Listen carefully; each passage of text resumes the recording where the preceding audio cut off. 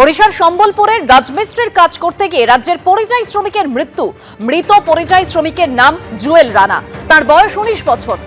ওই শ্রমিকের বাড়ি মুর্শিদাবাদের সুতি 1 নম্বর ব্লকের চক বাহাদুরপুর গ্রামে। এই ঘটনায় আহত হয়েছেন আরো 2 শ্রমিক আকির ও পলাশ শেখ।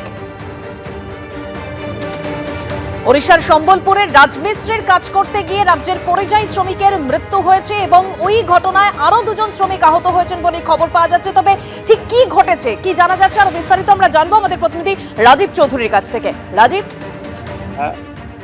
গতকাল সন্ধ্যের সময় তারা 3 জন মিলে জুয়েল রানা, আকির শেখ এবং পলাশ শেখ তারা যখন রান্না করছিল ঘরের বাইরে, তখনই তাদের উপরে বহিরাগত কিছু এসে আক্রমণ করে এবং তাদেরকে মারধর করা হয় এবং জুয়েলের পিছন দিকে কিছু ধারালো কোনো আঘাতের করা হয় এবং সে ওখানে মাটিতে লুকিয়ে পড়ে। তারপরে বেশ কিছুক্ষণ সেখানে পড়ে থাকে এবং তার সঙ্গে অন্যান্য যারা ছিল তারা খবর দেওয়ার পর স্থানীয় পুলিশ এসে তাদেরকে হাসপাতালে নিয়ে যায়। হাসপাতালে নিয়ে যাওয়ার পরেই কিন্তু জুয়েলকে মৃত বলে ঘোষণা করে এবং অন্য 2 জন এই মুহূর্তে চিকিৎসাধীন অবস্থায় রয়েছেন।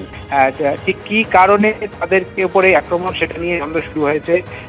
স্থানীয় পুলিশ ইতিমধ্যেই 6 জনকে গ্রেপ্তার করেছে এবং পাশাপাশি সুতি থানাতেও একটি আজ অভিযোগ দায়ের হয়েছে। গোটা ঘটনার সুতি থানাও পৃথকভাবে তদন্ত শুরু করেছে। ধন্যবাদ রাজীব। আর এই ঘটনার পরে তৃণমূল কংগ্রেসের যেটা অভিযোগ যে বাংলা ভাষায় কথা বলায় মারধর করেছে বিজেপির গুন্ডারা, সোশ্যাল মিডিয়ায় এই পোস্ট করেছেন তৃণমূলের রাজ্যসভার সাংসদ সামিরুল ইসলাম।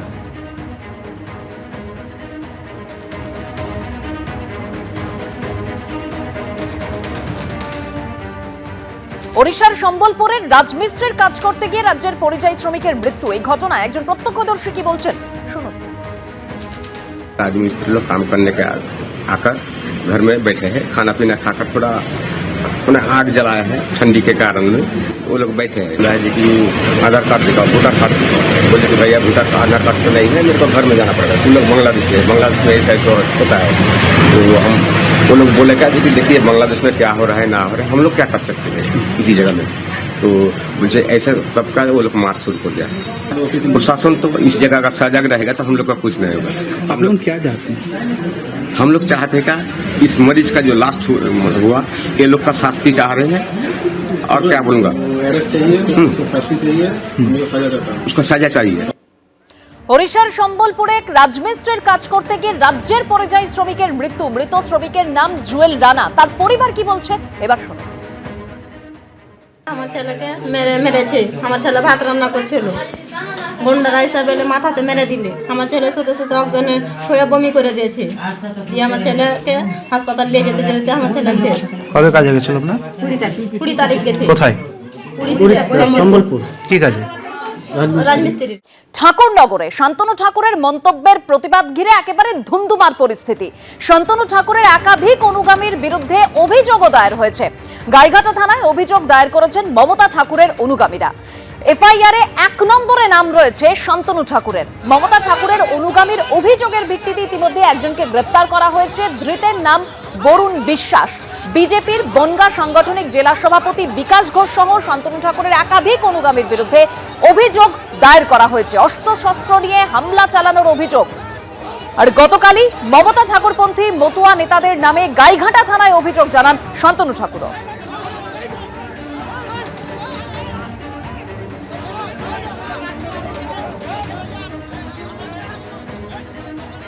পুলিশ দলদাসের মতো কাজ করছে। মমতা বন্দ্যোপাধ্যায় ও মমতা ঠাকুর দুজনে মিলে শান্তনু ঠাকুরের বাড়িতে দুষ্কৃতী পাঠিয়ে হেনস্থা করার চেষ্টা করেছে। প্রতিক্রিয়া সুকান্ত মজুমদারের।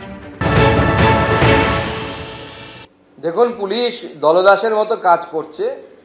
মমতা বেলা ঠাকুর মমতা বন্দ্যোপাধ্যায়ের উস্কানিতে, মানে 2 মমতা স্কোয়ার, এই 2 মমতা মিলে শান্তনু ঠাকুরের বাড়িতে কিছু দুষ্কৃতী পাঠিয়ে তাকে হেনস্থা করার চেষ্টা করেছে।